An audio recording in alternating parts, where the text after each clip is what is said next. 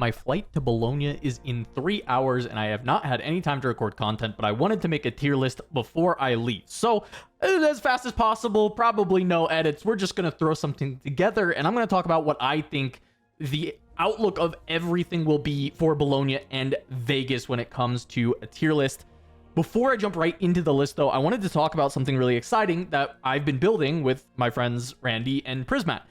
We have built a Turnum Sideways website that has a tier list on it that will be continually updated for the entirety of Riftbound forever. And it has a lot of really cool features like deck insights, tips and tricks to each of those decks, and sample decks for every single one of the decks on the tier list. And we put every single deck on the tier list. Really, really cool website. I will showcase more of it at the end of the video, but if you want to check it out yourself, head on over to turnumsideways.gg and you can find this tier list there. It will be live right now. Really, really great website if you're just trying to share with your friends, like they're asking you, hey, I want to play a deck. I want to find a deck for this legend, and you can just send them here, and it'll have that legend in a sample deck and a bunch of like tips and tricks. So yeah.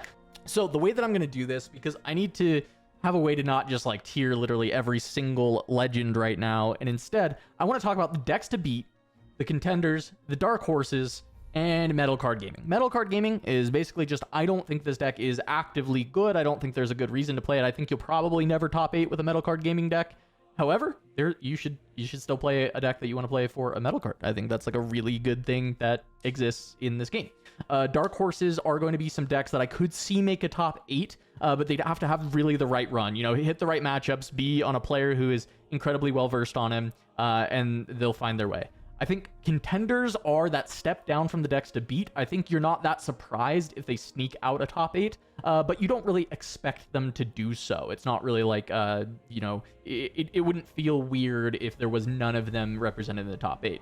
And then the decks to beat, these are the decks to beat. These are the decks that you should probably be building your deck for with in mind, like knowing, okay, if I'm building any deck, I need to be able to deal with these decks in the deck to beat category. So let's actually just start with the decks to beat, because I think that will start to inform some of the conversations as we go down the line for some of these other decks. So starting out with the decks to beat, we do have Draven. Draven still, I think, is the best deck in the format. I do think, even though he underperformed a little bit in China, I do think the lack of Miracle Draven as well in China being played, I think, at the level that I really wanted to see it be played at. I think maybe due to time constraints, due to some aggressive judging, due to, you know, whatever. I think, whatever the cause, I think this deck is still disgustingly strong, and I think a lot of Western players have really been hyping up and picking it up, and we'll see if that does better than mid-range or if it's just mid-range. But both versions are very strong, and Draven, I think, will be the most represented deck in our top 8 and also just in the room on the day. So this has to be the main deck to beat. I think we have a bit of a triangle format, and the next one kind of is Aurelia. Now, the thing with Aurelia is I'm going to put her in decks to beat because I think she's going to be really popular. There'll be a lot of people playing her, and she struggles with Draven, and I think that's going to be an issue overall. This matchup can be a little bit difficult at times, and because of that, she will end up struggling, but I do think representation-wise, she will be probably the second most rep deck at Bologna. She will be very strong, and anything you bring, you have to be able to play this matchup. You cannot just avoid playing into Aurelia. I think she is too good for that. Completing the triangle, I think, is Kaisa. I think Kaisa has a very good Draven matchup, but gets destroyed by Aurelia. She's still going to be very popular. Lots of people were very comfortable playing her in Origins, and we've only had Spiritforged for basically a week at this point. Some people straight up will not have the ability to get a full new deck, but they will have their Kaisa deck and can add the few additions that have come through for Spiritforged for her. She will still be popular, and not only just that kind of, you know, cop-out answer of why people might be playing her. She's just good. She is very strong, has a good Draven matchup, struggles with Aurelia, but we even saw in China there are ways to kind of combat that matchup with going with some greedy or Kaisa lists that still kind of work against Draven in that way.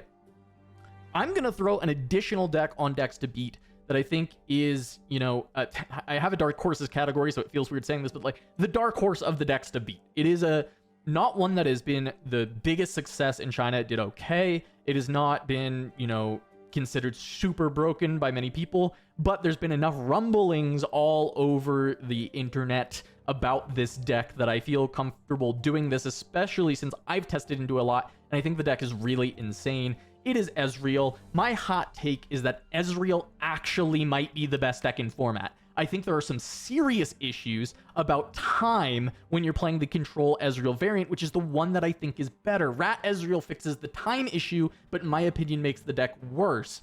I think the issue with Ezreal, and the reason he's not going to place as well as I overall think he could, is a lot of players, if they're less experienced on him, are not going to be good enough, because I think the deck is very hard in skill testing, but I also think they're not going to be fast enough. And it's not just on the Ezreal players. I think Ezreal opponents are going to play slowly because there's a lot to think about when Ezreal is passing the turn to you. They're often sending the turn back to you with 8 open runes and like a Ravenbloom student on board or something, you know, like of that nature, where you're sitting here like, okay, what could they have? What decision am I supposed to make? And you end up taking a bunch of time as the non-Ezreal player, and it causes a lot of issues. It's going to give a lot of draws to Ezreals, even if they're very good.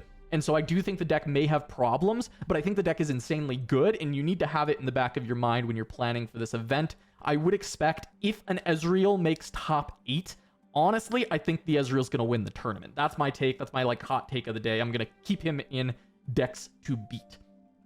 Now, we're going to jump down a little bit to Metal Card Gaming. I'm just going to start throwing a couple decks here. I don't think Teemo is a good enough deck to be trying to bring. I don't think Jinx is good enough. I don't think Volibear is good enough. I don't think Lee Sin is good enough. Yasuo as well. I think these decks you are playing for medals. These are not ones that are going to scrape into that top 8. They're not going to win the tournament, right? Lux is in this range as well. Renata is going to be going there. I don't think Darius can top 8. I think the deck is probably better than a lot of these other ones, but I just don't think he's making top 8.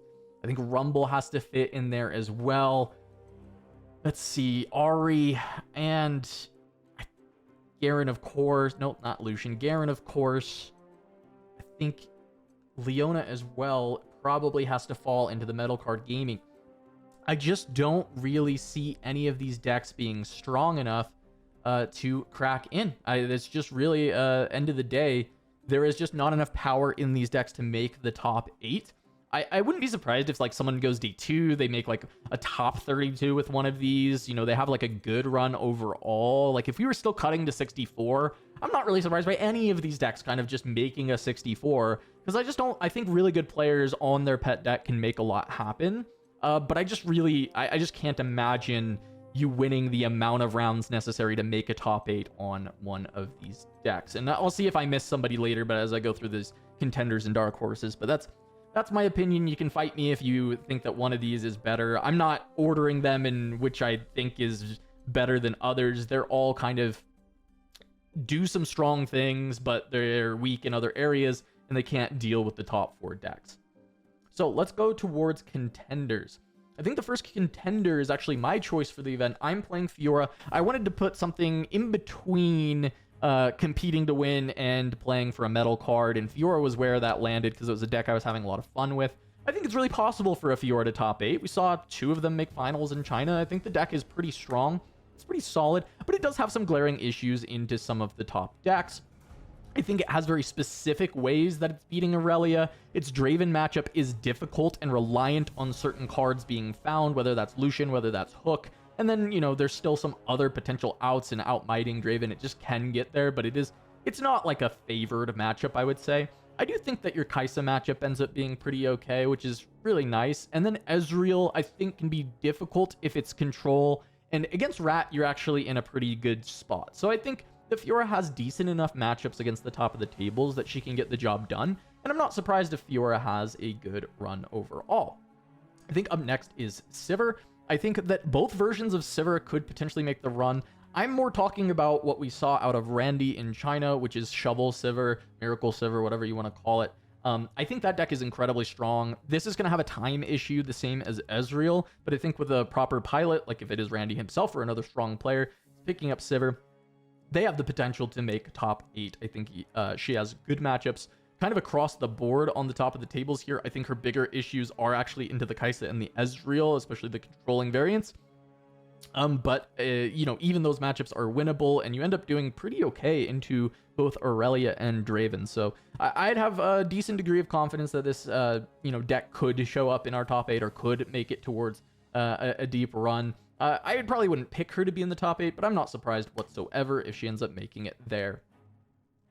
Next up, I hate this deck, and he is such a fraud, and I'm trying to decide if Victor gets to be a contender, if he gets to be a dark horse, because he will be pretty represented, and the deck does do a lot.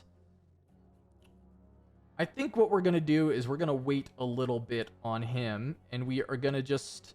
We're going to wait. We're going to wait a second on Victor. Instead, we're going to go down for MF. We're going to move her into dark horses.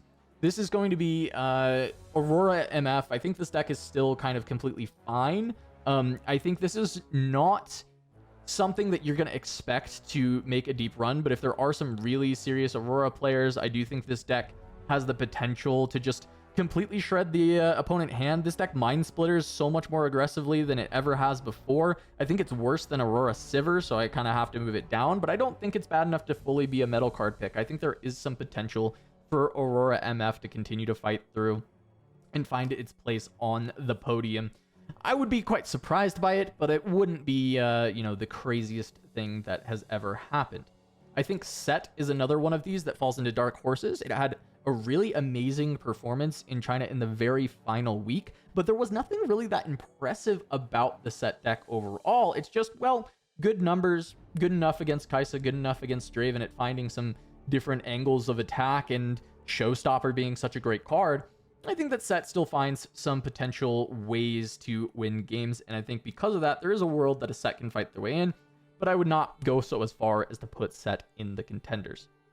Up next, we have Annie. I think Annie is still incredibly strong. We've seen this mid-range variant in China make both a top 8 and a victory, both by the same player. I do think that there is still room to play a more aggressive variant of Annie overall, and I think that this deck is still well positioned to deal with a lot of the meta. Being in red-purple is just really strong. It's hard to be too weak in red-purple. Honestly, even Jinx is potentially like a dark horse because of the colors, but realistically, anybody who's super serious about trying to win the event is probably playing either Annie or Draven instead in these colors, and so Jinx kind of falls to the wayside there.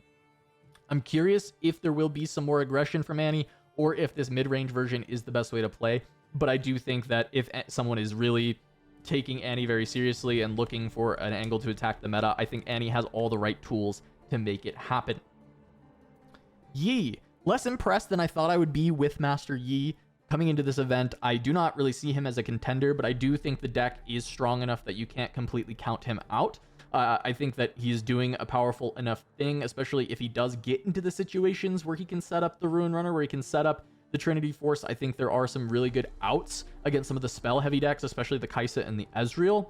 And then into the other matchups, you do still have good math, and it is just a matter of if you can prevent your opponent from still abusing you, because Aurelia and Draven also have good math. You're not just the best math deck out there. It's possible for you to pick up wins, but I do not think that you're going to be favored into those. So it's kind of half and half at the top of the tables, and the deck doesn't perform well enough right now for me to place it any higher. I think going up next, Lucian is like right in between these two tiers.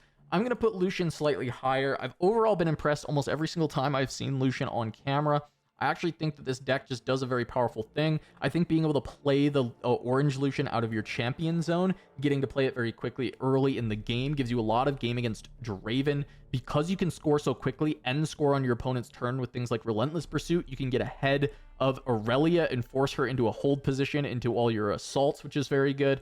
I think the biggest issue for Lucian comes in the form of the spell decks, which are less represented, and I think that pushes him from Dark Horse to Contender, is because of his ability to kind of deal with Draven and Aurelia. Again, when I'm saying this, I'm not saying that these decks are favored into the top decks. The top decks are the decks to beat for a reason, but when you actually have like very reasonable matchups there, it can come down to matchup knowledge, and if you are a Lucian specialist playing against a Draven who has like 3 reps against Lucian, you might be able to abuse that Draven player, right? You might be able to just make things happen, and I do think that Lucian is one of those decks that can kind of find his way to the top. Up next, Rek'Sai I wanted to put in Contenders, but I have to put her in Dark Horses. She is basically the top of what that Dark Horses threshold looks like to me. I actually think this Rek'Sai deck is pretty good, but at the end of the day, I would be surprised if she was able to crack top 8. She has a pretty decent Draven matchup. She has ways to kill Aurelia if she can find the Call the Weeks. But I think she does get slowed down by things like Kaisa and things like Ezreal. I think they actually do a good job at dealing with what she's trying to play, and they're not presenting the proper board clears that she's interested in with her Call of the Weeks and with her Falling Stars. So I'm not feeling like she has an amazing matchup. And when I said the Aurelia matchup is like playable, it's like if your Call of the Weeks can resolve, because there's also just like Defy is dealing with them. There's other ways for it to be answered, and I think oftentimes that matchup can end up kind of miserable. I know some people have had some success. I'm just not seeing it where I think that Rek'Sai can fully be in Contenders, though. Again, she is on that edge. She's at the top of Dark Horses for me. I think the deck's pretty solid. Really not surprised to see like top 32 Rek'Sai, top 16 Rek'Sai, something like that. But top 8, I think, is where it really pushing it for a Rek'Sai to be able to get there. Ornn ends up in a similar boat to Rek'Sai, but I have no confidence in this deck. I actually think it's kind of fake. I think you'll win a lot of early rounds. I think as you get later, when there's people with plans against Ornn, I think he's going to start to really struggle to find even more wins. So once he finds himself in the quote-unquote winner's queue, I think that this deck starts to have a much rougher time. I think both versions, both the aggro Ornn with the Pit Crews and the Voltron Ornn, are both going to have some of these issues. And because of that, I think, just going to end up in this Dark Horses tier, a bit under Rek'Sai. Jax, this is another one. He's kind of somewhere at the bottom here in the Dark Horses. We have one top 8 Jax in China, and I don't want to just fully base it on the fact that he was able to sneak in top 8 one time. But I think when you watch the Jax games, you actually can kind of get an idea on how he was able to be winning some of these matchups. And I think because of that, I'm impressed enough with the deck that I think it's a bit better than all this metal card gaming stuff. And I think it kind of falls somewhere squarely with the set and the Yi, where it's not the most impressive deck out there, but I think it has the tools to win, to outmath, to beat people on combat tricks. I think Counter-Strike is a hell of a card, and it's going to create some scenarios where your opponent doesn't really understand how to play against Jax, and you're going to find a lot of win equity in that way. Whether that's going to get someone to top 8, I don't really see it happening, but it's possible in my mind that Jax can win enough games, can actually find that run and make it all the way to the top. Azir. Azir is the bottom of the contenders for me. This is, I think a bit of a fluke performance of Azir making that top 8 and even making that final to go up against Annie. But I think that the math problem that he presents in the game is compelling enough that I'm pretty interested in Azir still having a pretty good showing at the Bologna and Vegas. I think overall, Azir has been slept on for a little bit. I think this was somewhat rightfully so, because there is this issue of running out of cards. You're just presenting these like big threat after big threat, and eventually you just kind of run out of steam. But at the end of the day, I do think that Azir is kind of doing that math problem, that aggressive tempo style well enough that you are going to be able to pick up a good amount of games. I don't know that Azir is going to be that heavily represented.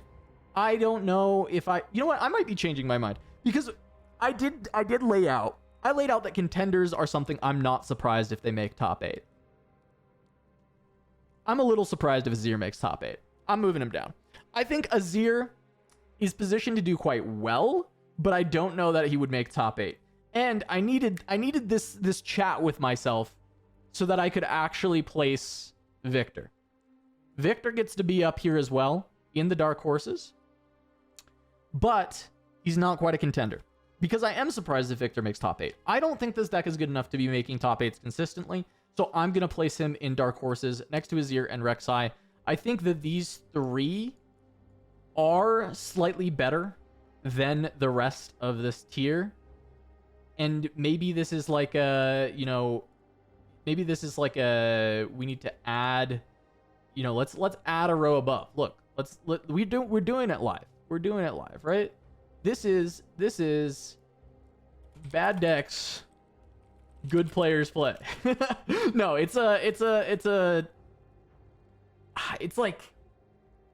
they're like okay picks. I don't know. I don't have time to come up with a good category. You tell me what category this is. But these 3 are slightly better than the ones below in the Dark Horses. And I think that because of that, I'm going to put them here. Maybe it needs to be actually Dark Horses a little bit better than okay picks. You know, maybe that's what it is. And I think that's probably, I don't know why it's doing all this color stuff. That's kind of cute. Whatever, that looks horrible. It doesn't matter. It's just a quick tier list. I hope you're enjoying it, and I hope you're getting some information out of this of what I expect to be kind of the hierarchy. I'm actually really happy with this now. I'm actually pretty happy. I think I just needed one more tier because this didn't feel right to have these all down with these decks as well. I think this feels right to me. And I'm happy with it. I'm locking it in. I think these 3 decks are on this like underneath, you know, one where it's like, I'm a little surprised if they top 8, but I'm a lot more surprised if any of these okay picks end up in top 8. And I think that's what I'm going to stick with. So we've got our decks to beat at the top of the table. We've got our contenders because I think they can line up okay into the decks to beat, and they're very powerful themselves, and I think that they're not going to get run over by a lot of the mismatch chaff at the bottom of the tables as well. I think the Dark Horses picks can find their way in. I think they can make top 8, but I'm a little surprised if these 3 decks are able to make top 8. The okay picks, I'm very surprised if they make top 8, but I do think that they're gonna do okay. Like you're gonna see some of these in day 2. These are gonna exist on day 2, and then these are your metal card gamers. You know, some amount of them might exist on day 2, but making day 2 might be enough to get your metal card with one of these, and that's kind of where I put it. All right. So with that, if you enjoy this list, let me know in the comments. I'll do these more in the future, of course. I try and do these each set. If you disagree, tell me what you disagree with. Tell me where you think I went wrong, where I placed something too low, where I placed something too high. Please, you know, argue with me in the comments. I'll try and respond when I can, but I'm getting on a flight to Bologna, and then I'm headed to Vegas, and then I'm moving. I don't know if I mentioned that at the start, but I am moving across the country. And this whole week, I have been doing nothing but pack my entire apartment up. So as soon as I get back from Vegas, I'm moving across the country. So it's been a whirlwind, and I've been just trying to put this together. At least do a video before Bologna on, you know, all these different tiers. But as promised, before I go, I wanted to show you the site really quick that we did, because I'm really proud of this site. And I mentioned that, hey, I don't want to spoil the tier list. It's not exactly the same as the tier list that I just showed you. Instead, you know, it's going to be tiered S through D. And then we have like our for fun tier, which is going to end up having, you know, a couple of these different decks that are, how should I say it? They're not like bad. Like, it's just in order to tier them properly, we would have had been like E, F, G, H, you know, to really make sure they kind of fit in a great way. But I think just for fun, which is like, hey, if you like this legend, you should still play it. Go for a metal card, whatever. Play it at your locals. You're still gonna have a lot of fun with these decks. But the big thing I'm super proud of is each and every one of these, if you click into it, has a sample deck list, has like the price. This will keep being updated over time. You have tabs if there are different variants. So we have Miracle and mid-range, right? It has an early game, mid-game, late game, win condition, extra tips, like a very brief summary of the deck to help you understand and get started, where you can make sure that you're seeing some of these cards as you go through. Show More is going to give you some insights onto the cost curve, give you a sideboard that you can potentially work with, as well as having that full deck there. And then there's the options to export this going forward. So this reminder is at turnumsideways.gg. This is going to be updated consistently by myself, Randy, and Prismat over, I mean, just the span of Riftbound. I think we want to do this forever, and more features will be coming to this site over time. So please go ahead, check it out, explore it, and give me some feedback on the site in the Discord, or tweet at me or whatever. We want to improve it. We want it to be something that people love to use, and let me know what other features you'd like to see going down the line. But that is going to do it for my tier list video for Spiritforged going into Bologna and Vegas. Thank you so much for watching. If you enjoyed it, make sure to subscribe to the channel, leave the comments, all that good jazz, and I'll see you on the next one.